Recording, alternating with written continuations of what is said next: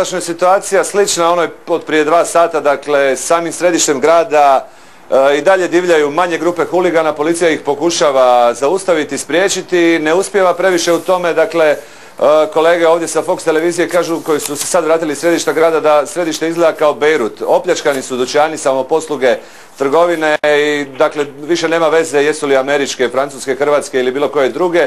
Sada se radi o čistom huliganizmu. Zgrada televizije B92 je bila opkoljena u toku večeri na više sad lokacija u gradu traju ti sukobi prosvjednika i policije, a sama ulica Kneza Miloša u kojoj je hrvatsko veleposlanstvo je potpuno blokirana.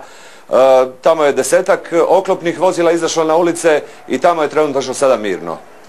Dobro, kažete da sada više nema veze, recimo pljačkaju li se prodavnice tipa Jugoeksport, Jugoturs i tako dalje, ili ipak američke, hrvatske i ove ostale koje su malo prepoznatljive? Ne, to sad više nije bitno. Dakle, u samom središtu grada danas su sve prodavaonice stavile natpise Kosova i Srbija, srpske zastave, McDonald's je stavio znak McDonald'sa sa šajkačom.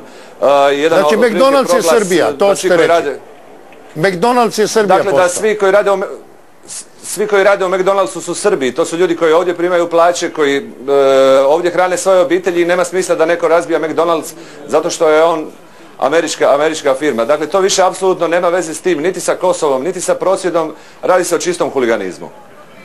Dobro, što je sa našim veleposlanstvom? Ovo nešto gorilo je u Dnevniku, ste rekli, susjedna zgrada, susjedna do američke, je li zahvatilo našu zgradu?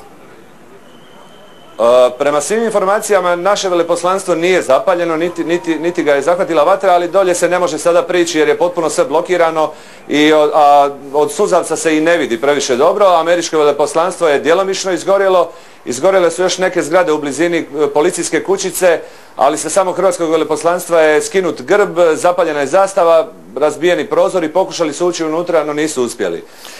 No problem je što će srbijanske vlasti morati objasniti i hrvatskom i američkom veleposlanstvu ponajprije zašto nije bilo policije.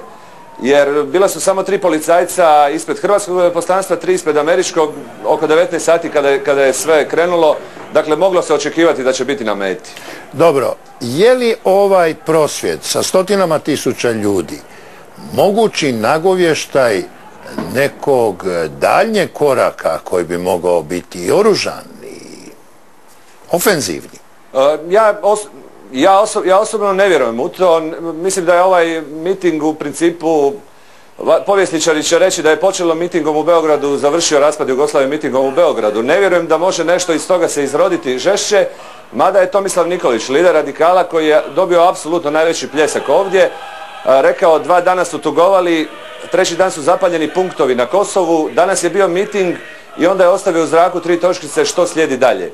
Moje osobno mišljenje je da tu ipak više riječ o samoj retorici, jer u principu osim vojske ovdje ne postoji nitko drugi ko bi ratovao, a i vojska samo ako je se zapovjedi, ne vjerujem da će dobiti takvu zapovjed.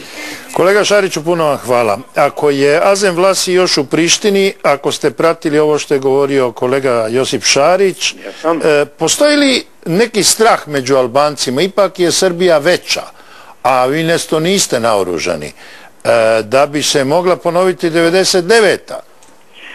Mogu da vam kažem da takav strah uopšte ovdje ne postoji i ovo mi gledamo tako da je danas upravo u Beogradu bila neka vrsta demonstracije i frustracija za veliku Srbiju, a ne samo za Kosovo.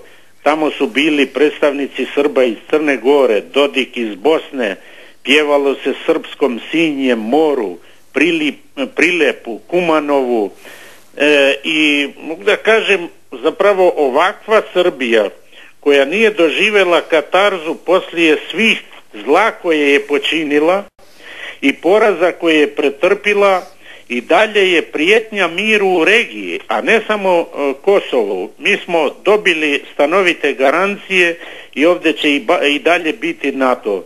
Recite mi, vi jamčite sigurnost manjinama na Kosovu i recite mi još jednu stvar. Apsolutno.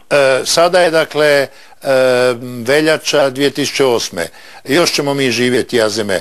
Nećete praviti veliku Albaniju ili hoćete? Pa zašto se, mislim, to se pitanje uopće ne postavlja.